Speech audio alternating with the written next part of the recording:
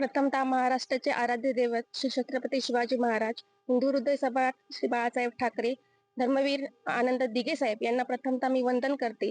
तसेच आता माझ्यासोबत असलेले बालावलकर सर, आपल्या नगराध्यक्ष पदाचे उमेदवार नागेश गावडे सर, उमेश येरमजी सर, तसंच आपले आमदार लाडके आमदार दीपकभाई केसरकर यांच्या मार्गदर्शनाखाली मला नगरसेवक पदासाठी यांनी संधी दिली, त्याबद्दल मी प्रथमतः त्यांचे आभार मानते.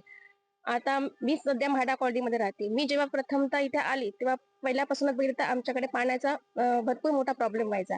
म्हणजे जानेवारीपासून पाणीच मिळायचं नाही. पाण्याचा प्रचंड मोठा तोटा व्हायचा.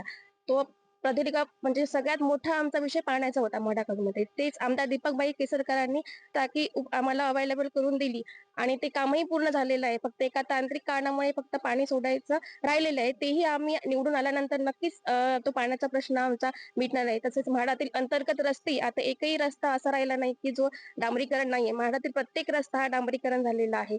तसेच सांस्कृतिक भवनही म्हाडासाठी त्यांनी हे उपलब्ध करून दिलेलं आहे आणि त्याचंही काम आता सुरू करणार आहे.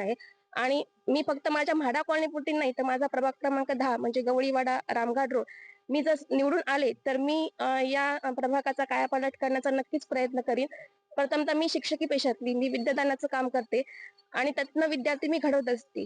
आणि आता मला समाजासाठी काम करण्याची जी संधी दिलेली आहे या शिवसेना पक्षाने, तर मी नक्कीच या समाजाचाही कायापालट करेन अशी मी आपल्याला ग्वाही देते. आणि या सर्वांनी माझ्यावर जो विश्वास दाखवलेला आहे तो नक्कीच मी सार्थकी करून दाखवणार.